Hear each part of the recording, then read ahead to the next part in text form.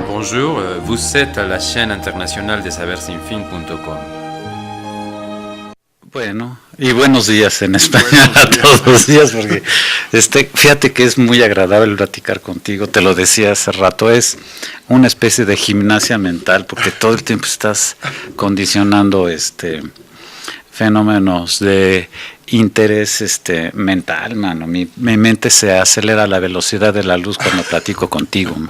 Y estábamos platicando del fenómeno de actos terroristas que se dieron en Francia y que realmente nos sacudieron, mano. O sea, es una manera de empezar el año terrible. Y yo te planteaba que evidentemente el hecho de que una revista publicara caricaturas de Mahoma era una falta de respeto, ¿no? Que desde mi particular punto de vista es inadmisible. Lo que no hace que yo apruebe el acto terrorista, ¿no? Pero tú me decías una cosa muy interesante, mano, que es digna, yo creo que es digna de ser comentada, ¿no? Hablando en términos de lo que es la libertad y esa necesidad que tenemos de imprimirle a la vida esa chispa de, a lo mejor de alegría o de, digamos, ocurrencia graciosa que nos haga más fácil este tránsito mundano, ¿no? Mira, Gabriel, realmente qué interesante todo esto, pero hablando de la misma Francia, de cómo el racionalismo imperante desde la época de Descartes hasta la fecha nos ha llevado realmente a extremos de una buena cantidad de ideas de frontera, de quiénes somos y qué cosas estamos haciendo aquí. Basta recordar a un autor como el Marqués de Sade, por ejemplo, hablando de Francia, burlándose de los sacerdotes católicos. Si no, lean Justin, si ya son mayores de edad. Lean Justin, por ejemplo, ¿no? O El amor mancillado, si no mal recuerdo, es el subtítulo. El Marqués de Sade se burlaba de absolutamente todo lo que se movía, pero en realidad eran unas lecciones de ética y de moral sorprendentes, porque a través de los extremos humanos, él en realidad construía una concepción ética de las cosas, y te ponía a pensar si realmente cómo se comportaban los de su época y cómo nos comportamos los del siglo XXI, en realidad estábamos conscientes de lo que estábamos haciendo con nuestros actos. Entonces rescata parte, por ejemplo, conceptos como que el amor y el odio realmente están casi sobre la misma línea. El dolor y el placer también están casi sobre la misma línea. Entonces, al final te decía, explora. Ajá, o sea, tú no puedes dimensionar el placer si no tienes como punto de referencia el dolor. Por supuesto. No. Pero por supuesto. O sea que en la medida en la que has tenido experiencias desagradables, podrás aspirar a tener percepciones más intensas, ¿no? Eso lo vemos en una obra del Marqués de Sade que se llama Sodoma y Gomorra, por ejemplo, ¿no?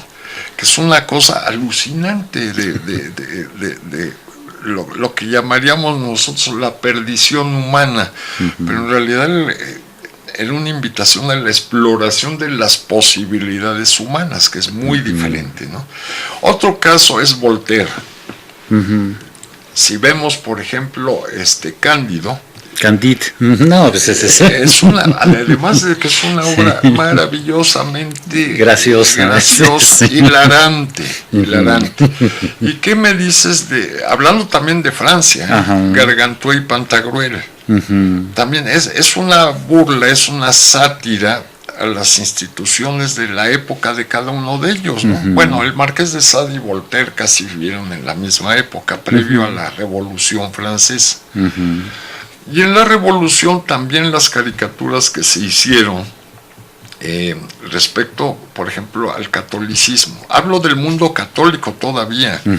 Y cuando este muchacho, Martín Lutero, creo que en 1505, promulga los 105 principios de lo que se llamará posteriormente protestantismo.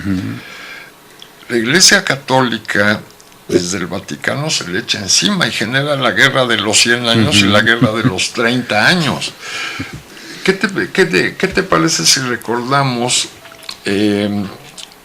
cuando los hugonotes son asesinados también en Francia, en la famosa Noche de los Cuchillos? Y luego la intolerancia nazi durante la Segunda Guerra Mundial en contra del sector judío.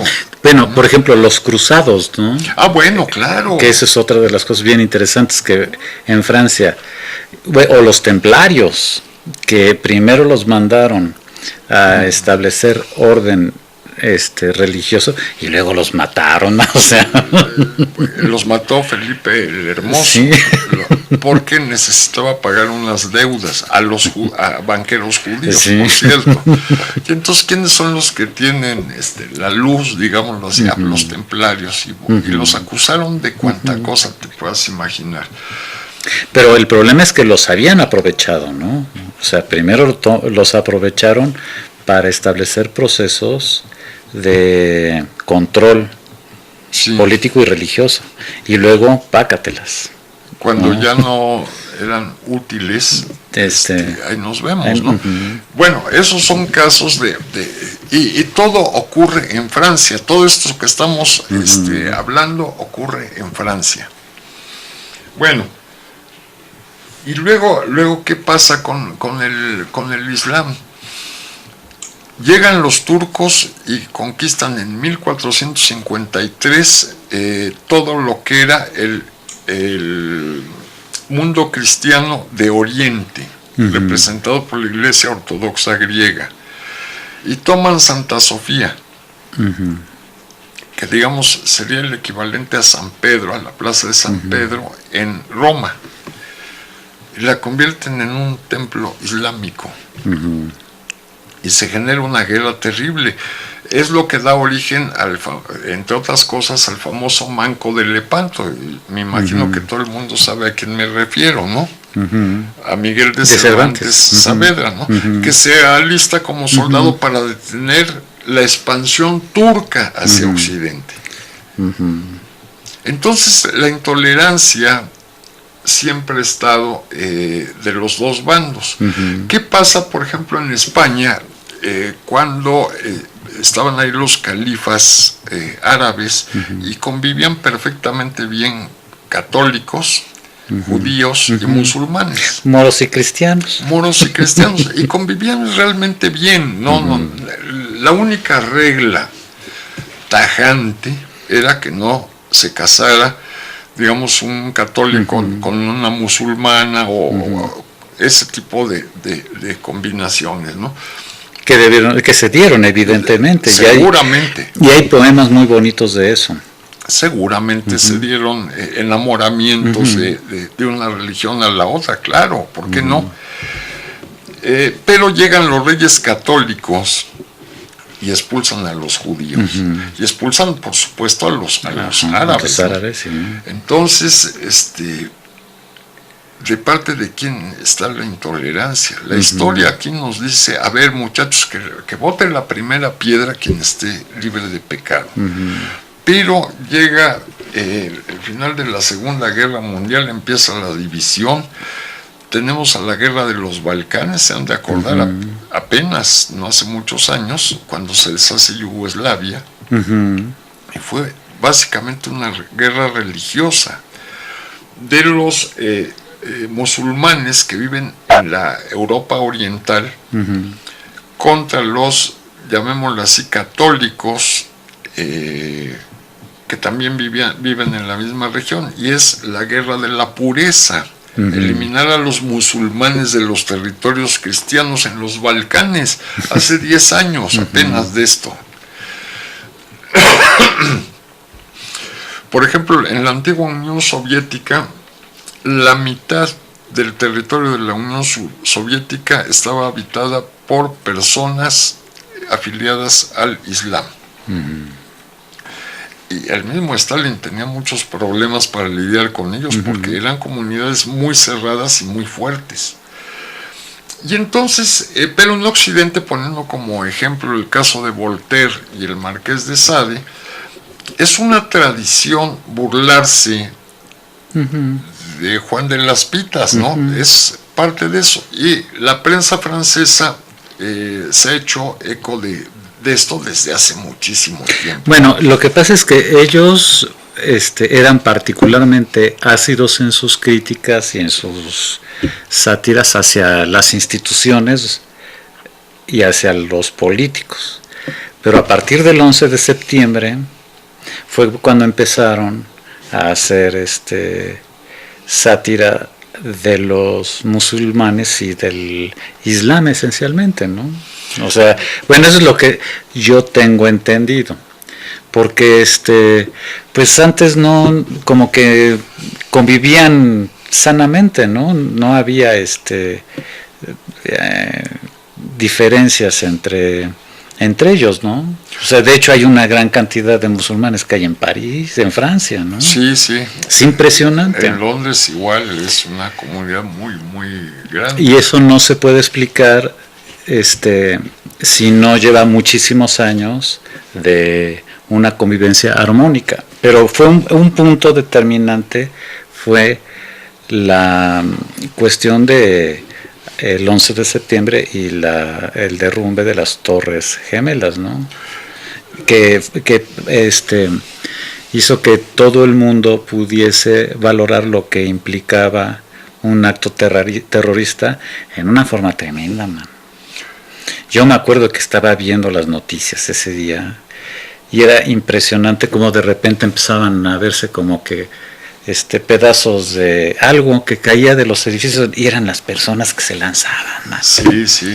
Pues fue impresionante, ¿no? Fue una situación. ¿Tú la viste? Claro, claro que. Yo la vi, o sea, yo estaba ahí viendo la televisión cuando empezaron. Oigan, está pasando esto, hubo un avión se estrelló en el World Trade Center. Sí. Sí, y en eso otro avión, pácatelas, eso yo lo vi en vivo, man. O sea, no me lo contaron.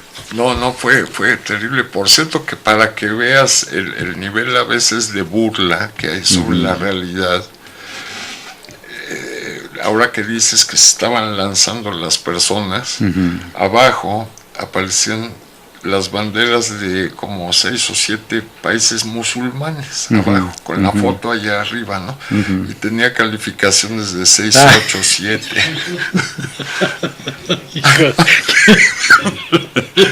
¡Qué horror! Hasta todos medio, qué bárbaro. Uno se ríe de un Híjole, chiste bueno o malo, lo que sea. Híjoles, es bastante negro, por lo ridículo que representa, por el choque con la realidad. Por eso nos reímos por lo absurdo, ¿no? Sí, David, a quien saludamos con aprecio, ya nos está marcando una pausa y regresamos en un momento. La tiranía, nos vamos a burlar de él.